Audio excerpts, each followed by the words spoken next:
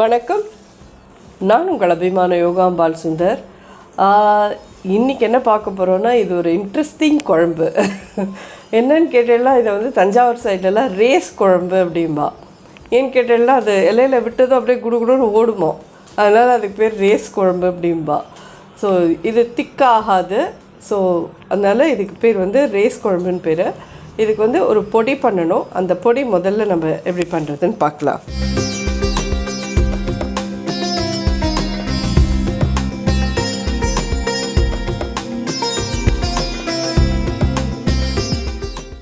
So டீஸ்பூனில் எடுத்துக்கலாம். 1 teaspoon வெந்தயம், பச்சரிசி 1 டீஸ்பூன், எவ்வளோ மிளகா வேணுமோ அதையும் போட்டுருக்கோம். நான் வந்து 2-3 மிளகா போட்டுருக்கேன். இதில் வந்து கடலைப்பருப்பு 1 டீஸ்பூன், துவரம்பருப்பு 1 டீஸ்பூன், உளுத்தம்பருப்பு 1 டீஸ்பூன், பயத்தம்பருப்பு 1 டீஸ்பூன், தனியா அது மட்டும் 2 டீஸ்பூன். இதெல்லாம் ட்ரையாக ரோஸ்ட் பண்ணிக்கலாம். இதை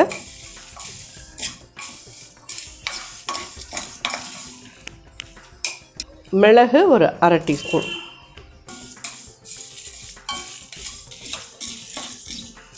இதெல்லாம் நல்லா புரிஞ்சுட்டு ஜஸ்ட்டு ட்ரையாக ரோஸ்ட் பண்ணிவிட்டு இதை அப்படியே பொடி பண்ணின்னு வந்துடலாம். அவ்வளோதான். தட்டில் எடுத்துக்கிறேன். ஒரு சின்ன பீஸ் பெருங்காயம் போட்டுட்டு ஒரு ட்ராப் எண்ணெய் விட்டு அதை பொரிச்சு எடுத்துடலாம்.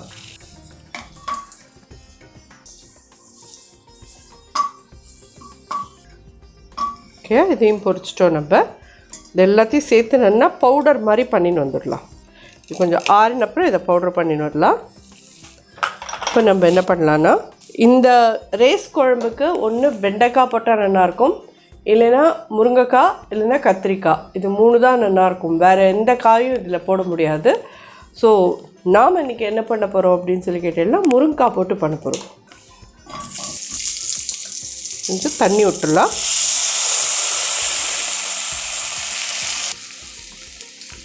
கொஞ்சமாக மஞ்சப்பொடி, காய்க்கோசரம் ஒரு சின்ன பிஞ்ச் உப்பு போடுறேன். அவ்வளோதான். ஸோ இது நல்லா வெந்ததுக்கு அப்புறமா நம்ம புளியை கரைச்சி விடலாம். ஏன்னா புளியோடு இது வத்த குழம்பெல்லாம் ஒரு 20 மினிட்ஸ்லாம் கொதிக்கும் பார்த்துருக்கேன். அந்த மாதிரி கிடையாது. புளி ஜலத்தை நல்லா கரைச்சி விட்டுட்டு அதுலேயே அந்த பவுடரையும் போட்டுட்டு 5 மினிட்ஸ் நம்ம இது பண்ணோன்னா முடிஞ்சு போச்சு இது. ஸோ அதனால இது காய் அந்த 5 நிமிஷத்தில் வேகாது. முன்னாடி இது மாதிரி முருங்காயை வேக வச்சுன்னுடலாம். நம்ம வேகிற முருங்காயோடு இது மாதிரி ஸ்லிட் பண்ண பச்சை மிளகாயும் 2 போடுறேன். எல்லாமே சேர்ந்து கொதிக்கட்டும். நான் இதை பவுடர் பண்ணின்னு வந்துட்டு பார்க்குறேன். பார்த்தீங்கன்னா நம்ம பொடி பண்ணி எடுத்துன்னு வந்துட்டோம் வறுத்தது எல்லாத்தையும். ஸோ முருங்கைக்காயும் நல்லா வெந்துடுத்து. இதுக்கு வந்து நல்லா ஒரு பெரிய எலுமிச்சம்பழம் அளவுக்கு புளியை வந்து தண்ணியில் ஒரு 2 டம்ளர் தண்ணியில் ஊற வச்சு வச்சுருந்தேன். இது அப்படியே இதில் வடிகட்டி விடுவோம். இப்போது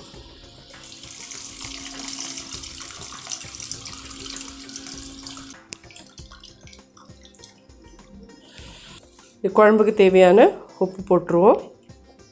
இந்த வறுத்த பொடியை இதில் போட்டுடலாம்.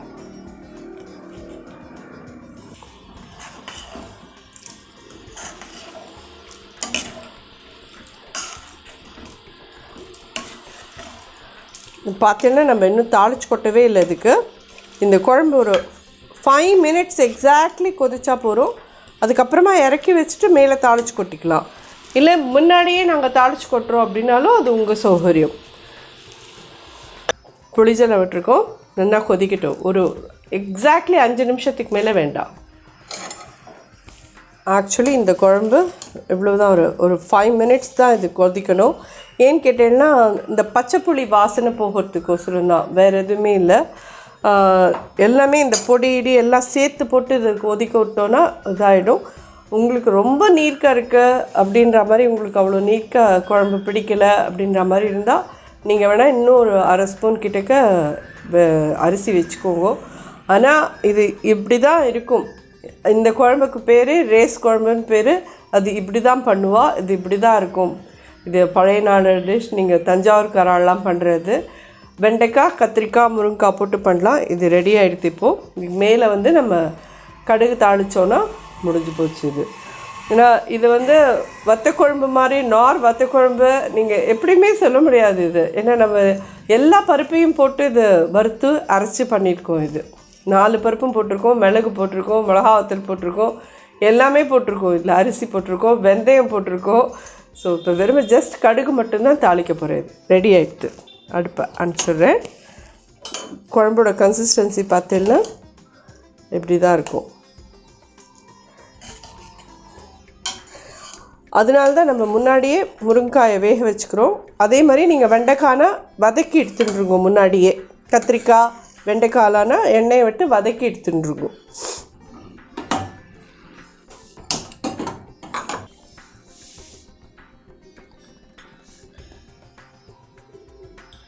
ஒரு 3 டீஸ்பூன் கிட்டக்க நல்லெண்ணெய் விட்டுருக்கேன்.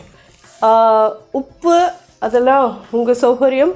நான் இதில் வந்து ஒரு 3/4 டீஸ்பூன் தான் போட்டிருக்கேங்கிறதுனால எங்களுக்கு கொஞ்சம் கம்மியாக வேணும். நீங்கள் பார்த்துன்னு உங்களுக்கு எவ்வளோ வேணுமோ அவ்வளோ போட்டுக்கோங்க.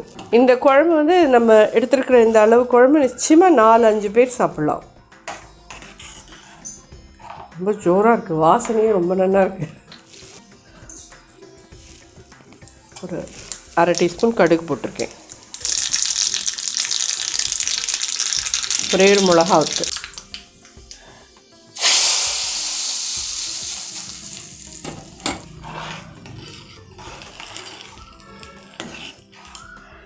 டிஃப்ரெண்ட்டான ரைஸ் குழம்பு ரெடி. தஞ்சாவூர் ரைஸ் குழம்புன்னு சொல்லுவார். அது நம்ம இப்படி இவ்வளோ நீர்க்க இருக்கிறதுனால தட்டில் அது விட்டதும் இலையில விட்டதும் அது அப்படியே ஓடும். அதாவது இது ரைஸ் குழம்பு அப்படின்பா. இது எல்லாருக்கும் நிச்சயமாக இன்ட்ரெஸ்டிங்காக இருக்கும். கண்டிப்பாக அதை ட்ரை பண்ணி பார்த்துட்டு எப்படி இருந்தது எனக்கு ஃபீட்பேக் சொல்லுங்கள். நன்றி, வணக்கம்.